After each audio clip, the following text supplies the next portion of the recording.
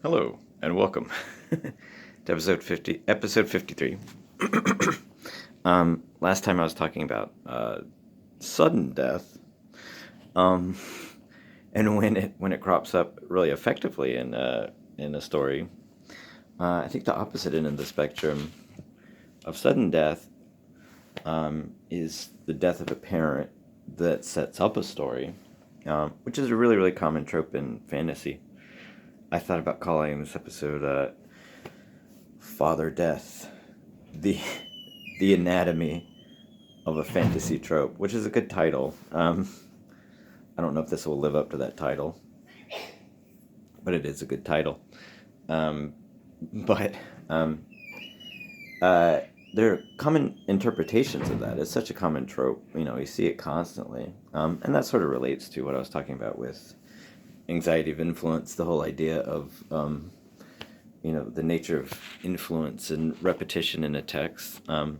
Is something a ripoff or is something a trope? Is a trope universally a bad thing?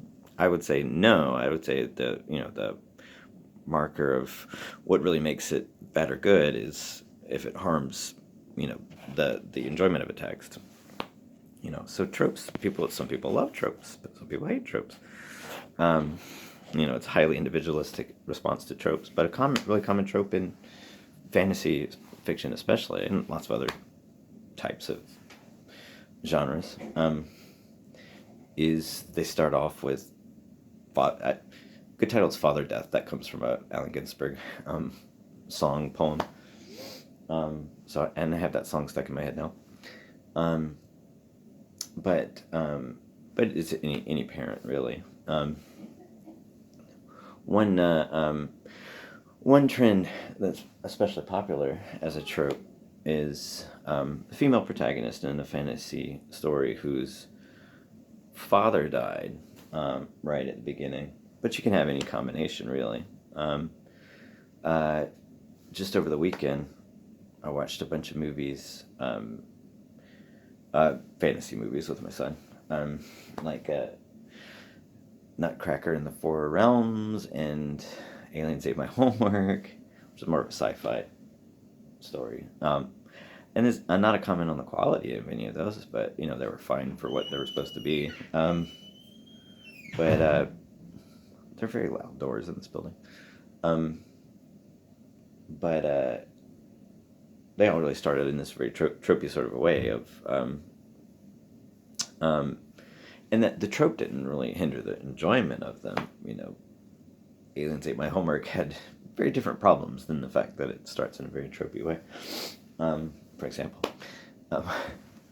and Nutcracker in the Four Realms had different problems too. I mean, it was fine for what they were. I'll put it that way. When they both started with this notion that a parent is missing, and Aliens Ate My Homework is actually fairly similar to Wrinkle in Time. I just saw the Ava DuVernay version of Wrinkle in Time the other day. I'd seen it years ago, but I watched it again fairly recently. Starts off with a very very similar sort of a dynamic. Nutcracker and the Four Realms starts with Clara. It's a reinterpretation of Nutcracker, of course. Starts with Clara, whose mother just recently died. So there's you can have tons of different combinations of that, and you can even look at a different version of that is Dorothy in the Oz series, who's an orphan.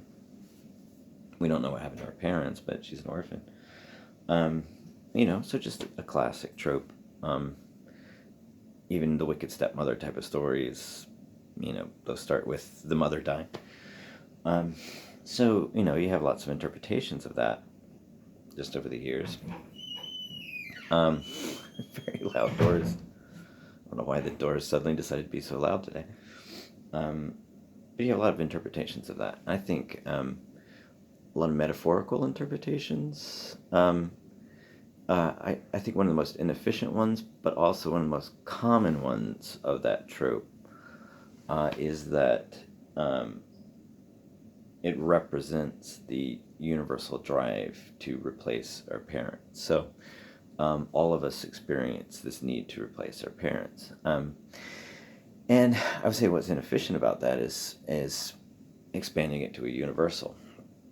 Whereas if you narrow that way, way down to just, a personal response to a text, something that's more useful for the actual writer of the text, that interpretation is totally fine for a critic, but for a writer, what I would look at is just the nature of homeostasis at the beginning of the text. Homeostasis is a place of comfort. Everything is where it should be. There's no need for any sort of shift or change or movement in any direction. It's in homeostasis. It's comfortable. Disruption of the homeostasis drives the text forward. And you can have so many different versions of disruption of the homeostasis. Thousands of different versions of disruption of the homeostasis. But the death of a parent is one of the most viscerally resonant by far of a concept of disruption of homeostasis. Having a parent take care of you is one of the most comforting, just deep in the gut, one of the most comforting sort of ideas.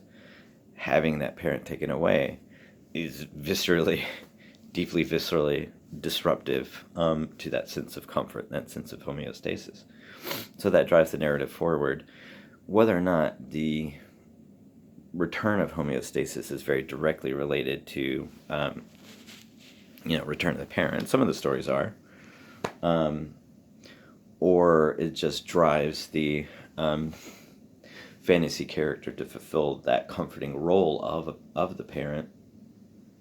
And a lot of times it goes hand in hand with the chosen one type of narrative, where fantasy character will start off with the loss of a parent or a parent who is missing in some way, and then find out that he or she is the chosen one, quote unquote.